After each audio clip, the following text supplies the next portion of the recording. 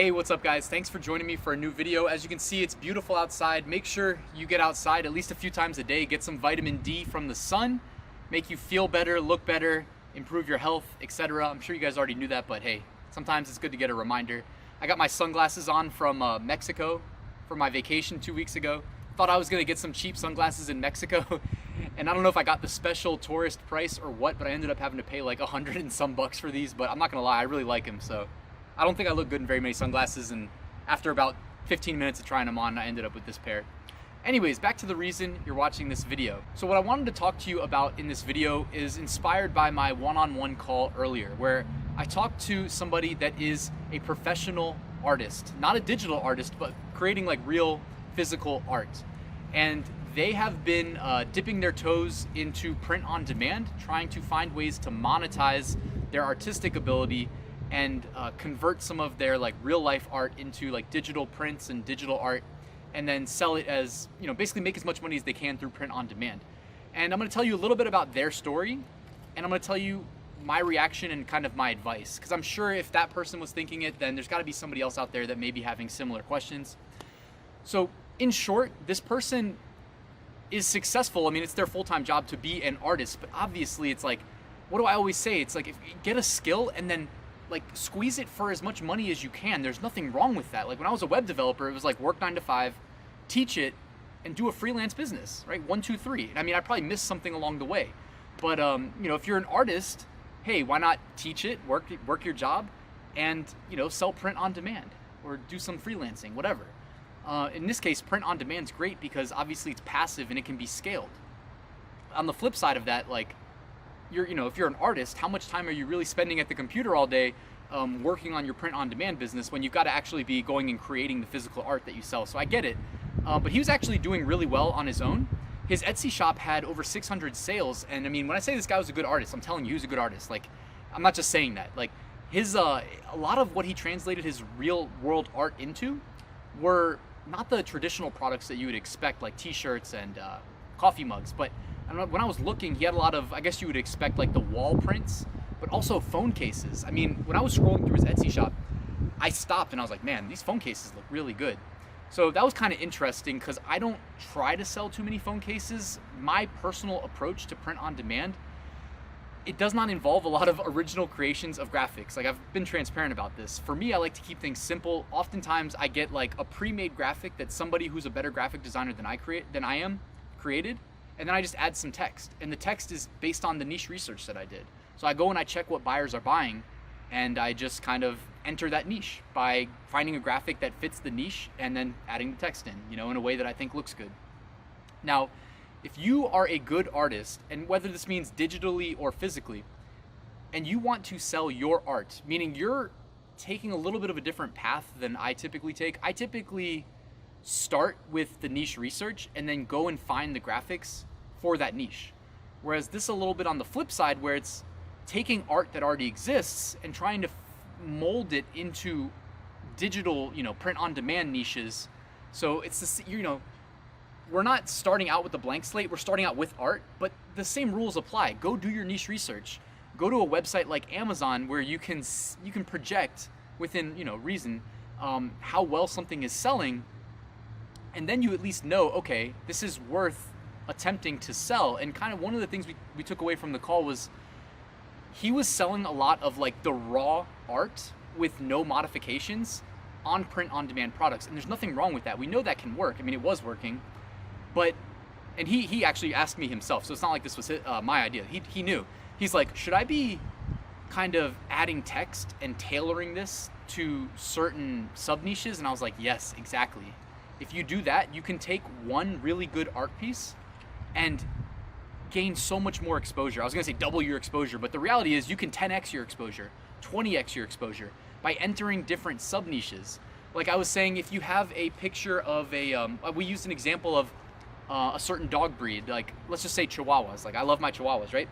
You can go do niche research on Chihuahuas, find a list of sub niches, and if he has a really good Chihuahua graphic, he can just switch the text out either above, below, or both, or, you know, vertical on the sides, whatever, it doesn't matter. But add the text and you can enter all these different Chihuahua niches, like world's best Chihuahua dad, Chihuahua grandma. What was the other one we saw? We saw one that was like, I'm not spoiled, I'm just a good boy. You know, and you just keep the graphic there.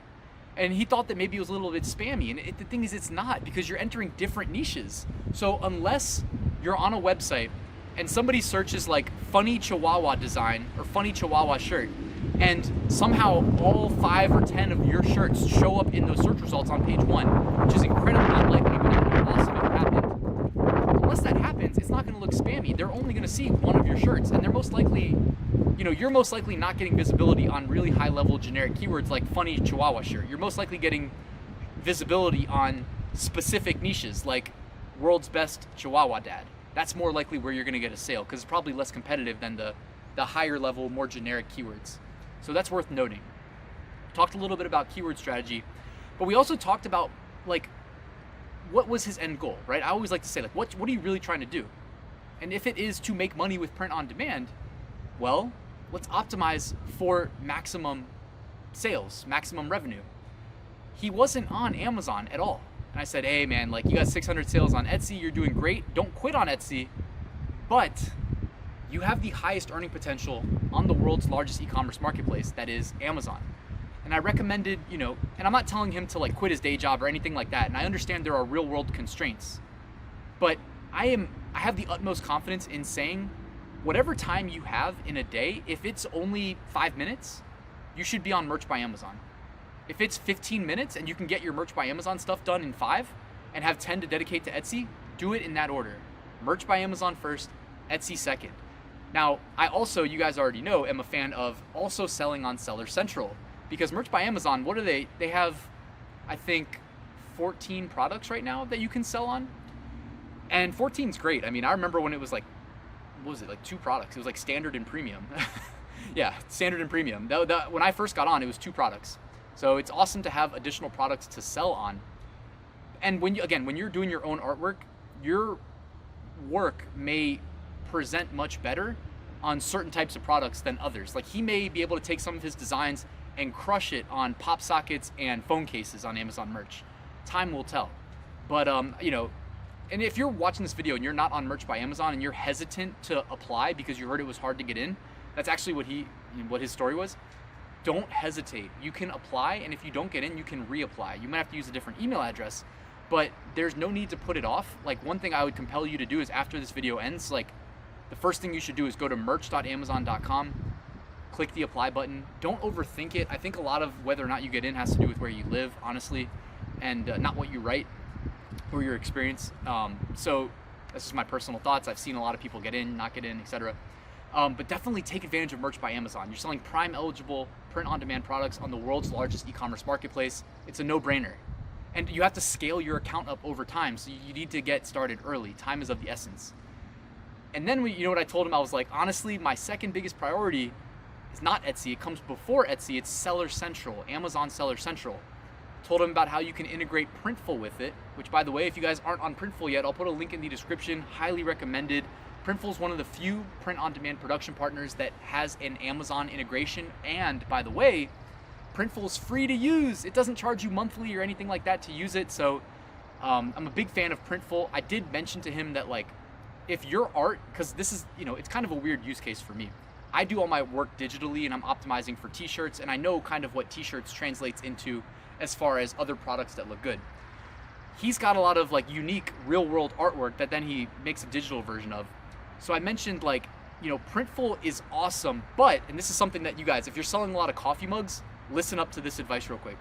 Because I told him, I don't know exactly what your best selling product types are going to be, but if it's something like, for instance, coffee mugs, Printful, as awesome as they are, like, they charge a lot for coffee mugs. And I'm not like going to tell somebody to kind of like brainlessly push forward with Printful when it's going to really eat into your margins and make it hard to succeed selling a certain product type. So what I mentioned is, and this is the advice, if you want to sell something like coffee mugs where Printful is charging like way more than a lot of their competitors, create the product listings on Amazon using the Printful integration. Because if the alternative to that is doing it manually, and that's going to take way, way, way too long. So use Printful to create the product listings via the integration. When you make a sale, cancel the order in Printful, or put a hold on it basically. Don't let Printful fulfill the order if it's a coffee mug, right? We're saying theoretically, like if it's a product type where, you know, it's not, Printful's pricing isn't competitive.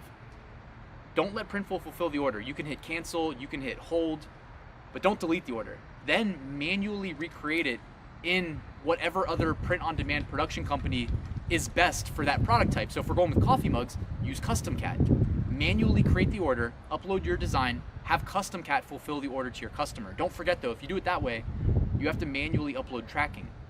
But you can dramatically improve your margins and allowing you to be competitive. So it's just little tricks like that. I know it may seem like kind of crazy to be hearing but not actually see it in action, but I promise you it's as simple as I made it sound. So that's just another little tip, I guess, that came out of this call. And you know, ultimately I asked him, what are you trying to do? Okay, you're trying to make an extra source of passive income. You're trying to diversify income streams. Love it. And I was like, dude, you're already really qualified to succeed. Your art is incredible. And another thing that I mentioned, I don't want this video to go on too long, but I mentioned, like, you know, whereas I'll look for, you know, when I do niche research, niche validation, I'm looking to like carve out a piece of internet real estate for me. And I'm willing to cater to that niche without even knowing what the niche is prior to me finding it. Whereas like he's doing the artwork first and then trying to enter a niche regardless of, you know what I mean? Because the art already exists. So I mentioned, given that his art is actually really good and very unique, it's basically the opposite of mine, right? I'm going to places like All Sunsets or Vexels and using graphics that people have already used, you know what I mean? And I'm just kind of making it my own by adding text. But nothing about what I do is really that special, right? I'm just playing the game the way I know best to play it.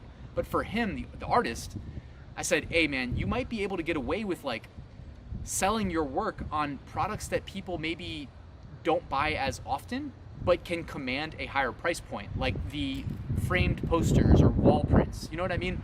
And there's various different production partners you can go to with some really interesting stuff. I mean, he already knew that. He was on Fine Art America, he was on Redbubble, he was on Society 6, so he knows what he's talking about. You know, he knows what he's doing. And I said, you know, with your good original art, you can also potentially command a higher price point, which then allows you to, can anybody complete my sentence? To get more visibility? Advertise. And you know, I don't want to throw too much at somebody early on in their print-on-demand journey, but I just said, you know, make a note of it or store it in the back of your head, because when it comes time, like, or for instance, if you have a design that's selling really well organically, that's validation. That should be advertised as soon as possible because you already know people love it.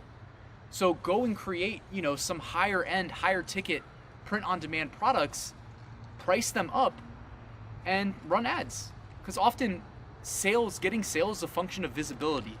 And if you're not on page one, you don't get any eyes on your products, what are you gonna get? You're gonna get 0 sales. You guys already know that. So if you guys, hey, this is all I really wanted to talk about. If you guys learned anything from this video, do me a quick favor, hit that like button. And if you have any questions or comments or ideas for future videos, I'd love to hear from you. Just drop me a comment below.